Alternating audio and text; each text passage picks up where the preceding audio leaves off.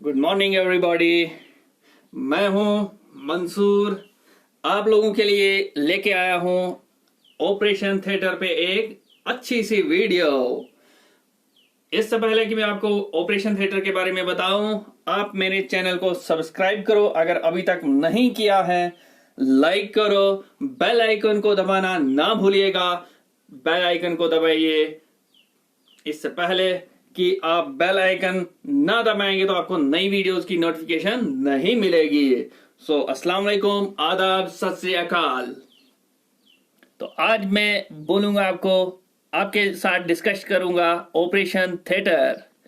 Operation theatre क्या होता है, सबसे पहले हम इस चीज पे बात करेंगे। असल में अगर आम लोगों के लिए हम बता दें कि ऑपरेशन थिएटर क्या है, तो एक ऐसा कमरा होता है ऑपरेशन थिएटर, जिसके अंदर डॉक्टर्स लोग बीमारों को, मरीजों को क्या करते हैं, चीर फाड़ करते हैं।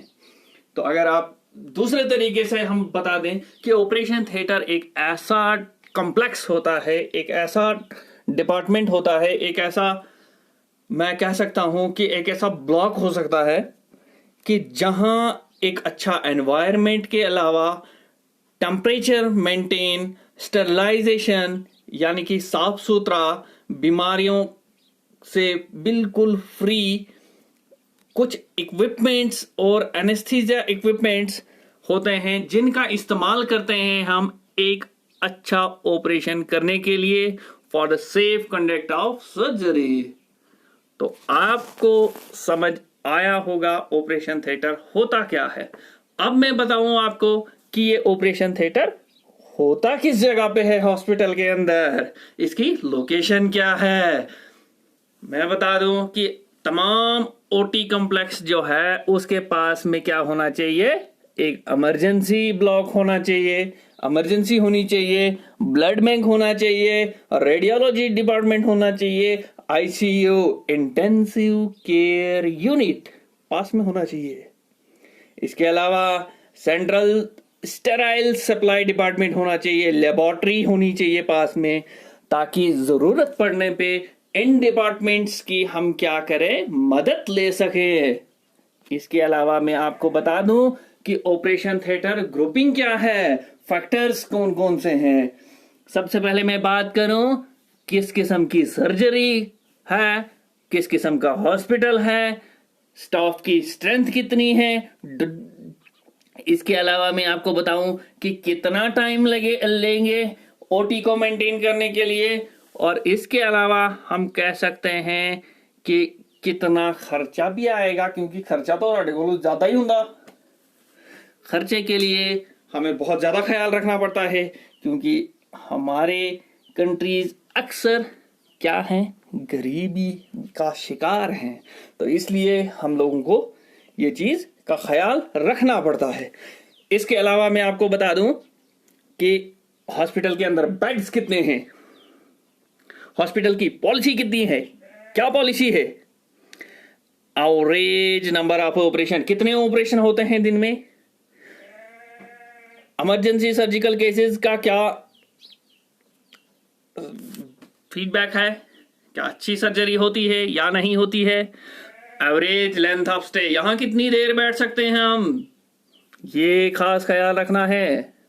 टाइप्स ऑफ ओपीटी किसके बेस्ड पे होती है, किस किस्म की ओटी। सबसे पहले हम स्टेरिलिटी के बेस पे आपसे बात करेंगे, क्या अल्ट्रा स्टेराइल है, क्या स्टेराइल सेप्टिक है। उसके बाद बात करेंगे हम कंस्ट्रक्शन के बेस पे, क्या मॉड्यूलर है, क्या नॉन मॉड्यूलर है।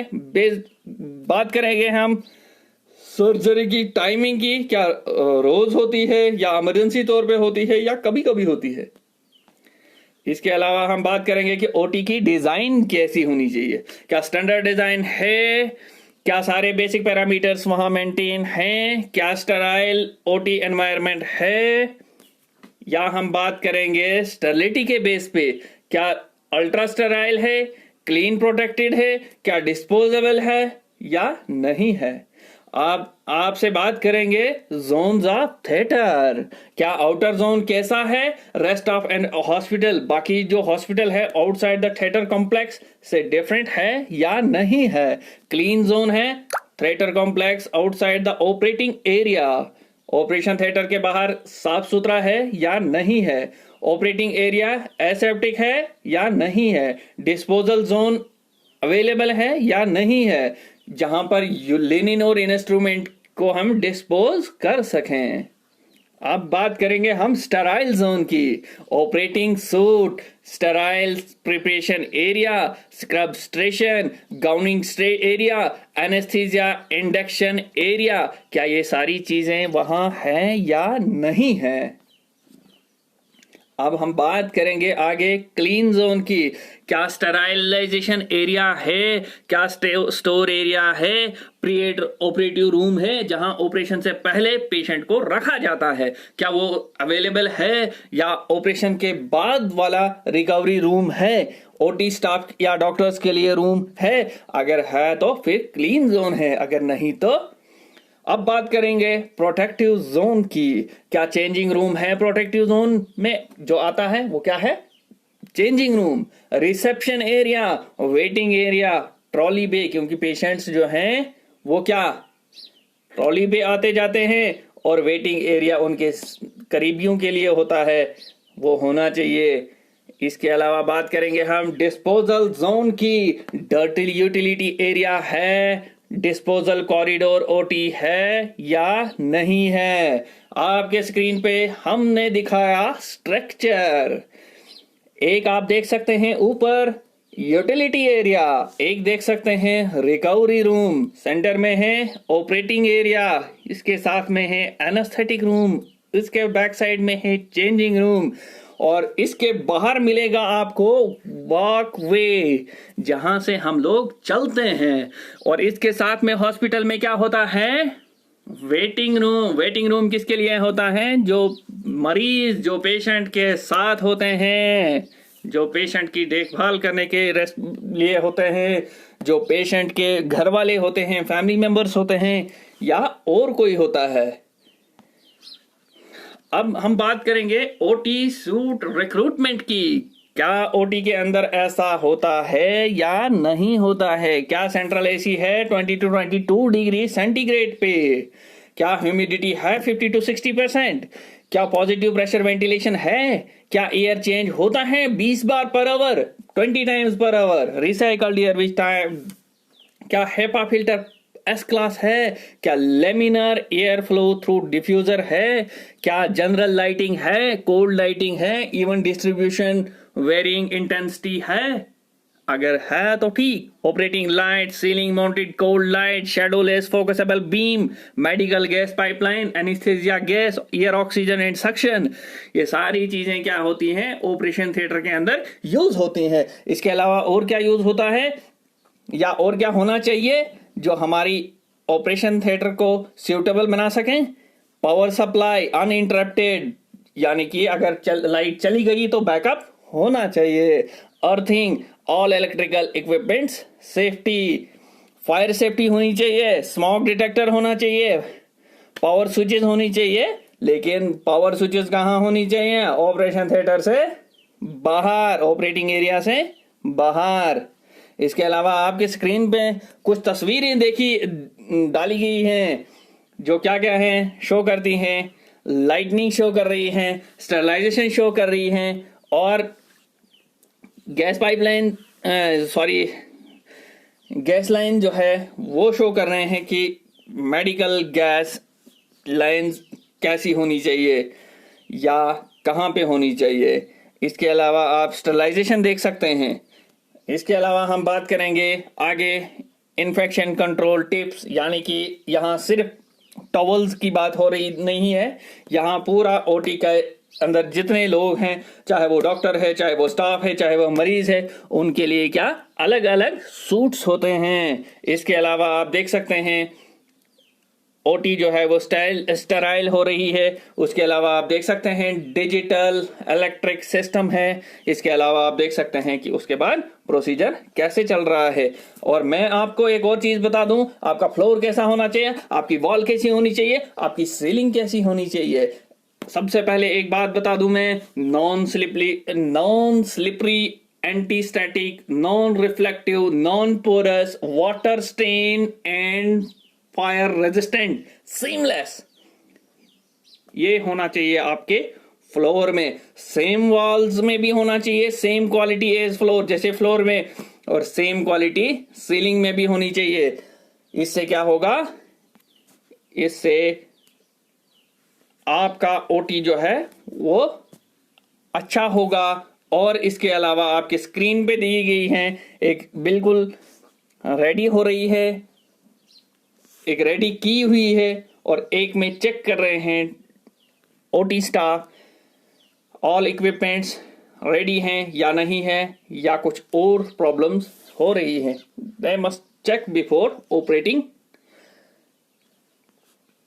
अब मैं आपको बता दूं ओटी के डोर्स कैसे होने चाहिए। एक तो वाइड डोर्स होनी चाहिए, साउंड प्रूफ होने चाहिए, नॉन रिफ्लेक्टिव सरफेस होनी चाहिए, रेडिएशन रेजिस्टेंट होनी चाहिए, फायर रेजिस्टेंट होनी चाहिए, स्लाइडिंग टाइप्स ऑफ डोर होनी चाहिए, ग्लास कट आउट ऑफ और विजिबिलिटी होनी चाहिए। क्योंकि हॉस्पिटल के अंदर, ऑपरेशन थिएटर के अंदर ऐसे डोर्स लगे होने चाहिए, एक तो वो स्लाइडिंग वाले होनी चाहिए, और दूसरी जो है उनके अंदर नजर नहीं जानी चाहिए अंदर बाहर। अब स्क्रबिंग स्टेशन की बात की थी मैंने पहले आपको। स्क्रबिंग स्टेशन कैसा होना चाहिए, सबसे पहले स्टेराइल हैंड वॉश होना चाहिए। टाइप कैसा होना चाहिए, वो स्टेनलेस स्टील का होना चाहिए, ग्रेनाइट का होना चाहिए, मार्बल का होना चाहिए, या सीमेंट का होना चाहिए। ग्रेडियंट ऑफ बेसिन फॉरवर्ड, और वो बेसिन कहाँ की तरफ होना चाहिए, लगा आगे की तरफ और नीचे की तरफ डाउनवर्ड्स। ग्रेडियंट वर्ड्स आउटलेट, जहां से बाहर आते हैं या बाहर से अंदर जाते हैं वहां पे लगा होना चाहिए। हॉट वाटर मिक्स होना चाहिए ऑटोमेटिकली या मैनुअली। नॉन स्प्लैशिंग टैप्स होने चाहिए, पॉसिबल अगर चेंज हो डायरेक्शन उनकी, अगर नहीं तो फिर एल्बो या फुट या इंफ्रारेड ऑपरेटिंग टेप्स जिन्हें हम कहते हैं वो लगे होने चाहिए। सोप डिस्पेंसर मैनुअल या ऑटोमेटिक होने चाहिए वहां पर लगे हुए। इसके अलावा हम बात करेंगे स्टेराइल प्रिपरेशन एरिया, स्टेराइल बिन स्टोरेज होना चाहिए, स्टेराइल इंस्ट्रूमेंट ट्रे स्टोरेज होनी चाहिए, और प्रिपरेशन ऑफ ऑपरेटिंग सेट्स होने चाहिए। इसके अलावा हम बात करेंगे ये सारी चीजें हम क्यों करते हैं, ये सारी चीजें हमें क्यों होनी चाहिए ऑपरेशन थिएटर के अंदर, क्या मकसद होना चाहिए इनका मकसद ये है कि अगर ये सारी चीजें हमारे पास होंगी तो हम क्या करेंगे, हम अपने ऑपरेशन को सक्सेसफुली कंफर्टेबली क्या करेंगे, डील करेंगे, पेशेंट्स के साथ अच्छे से डील करेंगे, और हम एक कामयाब ऑपरेशन कर पाएंगे। अगर इन सब चीजों में से कई चीजें नहीं होंगी तो हमें काफी दिक्कतों का सामना करना पड़ेगा, और अगर दिक्कतों का सामना करना पड़ेगा तो हो सकता है हम पेशेंट को क्या देंगे, इन्फेक्शन देंगे। हो सकता है इन्फेक्शन के बाद पेशेंट को क्या होगा, अगर ज्यादा इन्फेक्शन हो गया तो पेशेंट की डेथ भी हो सकती है। इसलिए हॉस्पिटल के अंदर सबसे जो नाजुक जगह होती है वो होती है ऑपरेशन थिएटर। आई होप कि आप लोगों को समझ आ गया। तो मैं चाहूंगा एक बार फिर से आपको याद दिला दूं कि मेरे चैनल को सब्सक्राइब करो, लाइक करो, कमेंट करो और शेयर करो, ताकि ज्यादा से ज्यादा वीडियोस आप तक पहुंचे और आप लोगों को ज्यादा से ज्यादा नॉलेज बढ़े। मिलते हैं आपके साथ नेक्स्ट वीडियो में। Bye bye.